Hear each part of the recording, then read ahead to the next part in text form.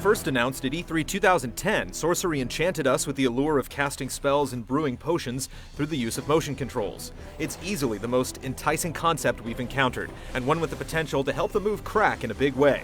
Has Sony finally found the magic, or is this another black mark on Move's bumpy history? Whoa! That's pretty wicked!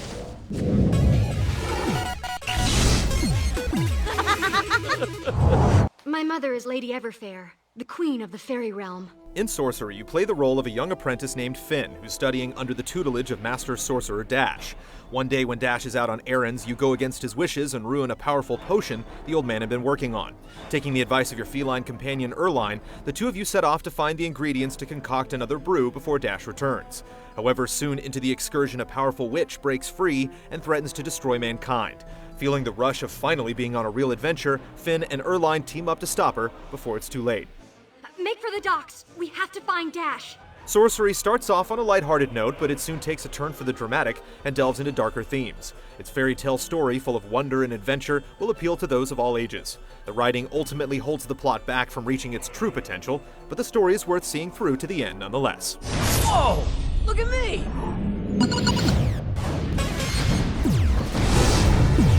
Bad idea.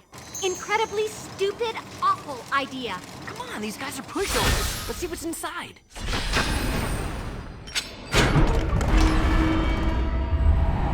Your quest to save the kingdom whisks you away to a fantasy world where you'll fight increasingly more difficult creatures. You don't have total freedom in exploring levels. Instead of an open environment, Sorcery strings you along through its scripted events with very little backtracking.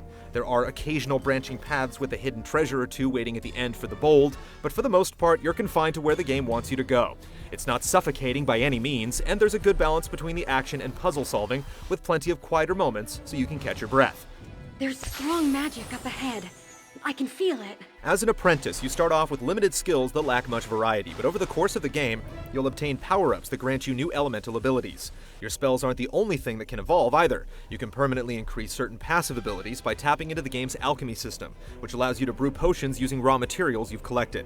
The system works much like a skill tree you'd see in an RPG, and new potions are only available after you experiment with the ingredients, which is sure to appease the curious.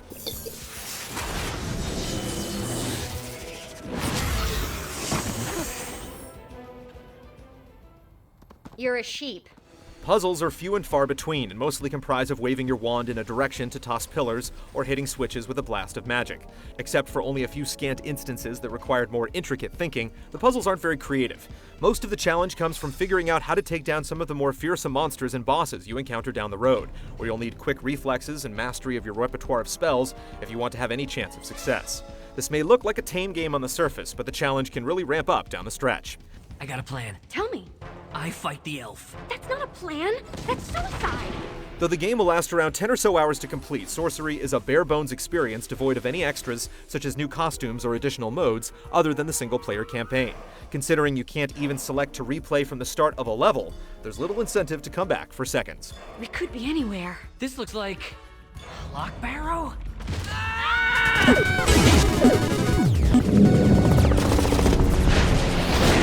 Hurry! We don't have much time! Sorcery puts the move to good use, incorporating very basic gesture-based controls to cast the spells that let you take out enemies, solve puzzles, and make your way through treacherous landscapes. Producing magic is easy enough. Simply flick your wrist to conjure up elemental attacks, and make circular motions to change the precise nature of your spell. Shaking your controller like a maraca gets tiresome, but when you finally unlock new elements, you can combine these spells in real time to produce more powerful attacks. This is where the game is at its best, and there are ample opportunities to take advantage of mixing magic to beat the odds. The fire! The fire is coming for us all! It all works well when you're given enough time, but in the midst of the chaos when you're being assaulted by multiple foes, it's too easy to slip up and cast the wrong spell. There is a slowdown mechanic in place when trying to change elements, but often it's not adequate, and it doesn't help that the move doesn't always accurately register your motions, leading to some unintended consequences. It's a nuisance, but the problem never spirals out of control enough to ruin the experience. With a bit of patience, it's easy to overcome the learning curve and enjoy the motion controls. The rest of the motion-based actions work perfectly fine, whether it's trying to solve a puzzle with directional swings, or brewing a potion by shaking the controller, or making a stirring motion. It's a cut above what you'd find in other similar games, like the recent Harry Potter entries, but it doesn't get so complex that you feel overwhelmed, and most importantly, wishing you had a way to engage the game with traditional controls. Stop talking talking and be on your guard. Look at the birds. We can fly. The scenic vistas of Sorcery range from the bright and cheery countryside to the dark and gloomy ruins and forests. Environments are diverse and draw you in, but the sometimes goofy animations of Finn and the rest of the cast will slap you back to reality.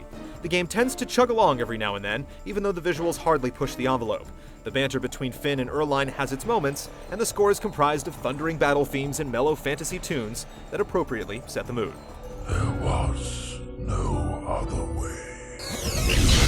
I let the years slip by, hiding from danger, when I should have run out to meet it. Sorcery embraces the move's functionality to deliver something only possible with gesture-based controls, even if they're still not quite optimal.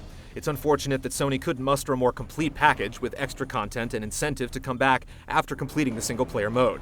As it stands, Sorcery conjures up just enough magic to bewitch those looking for a story-driven adventure, but its enchantment isn't quite bewitching enough to make it a must-own experience.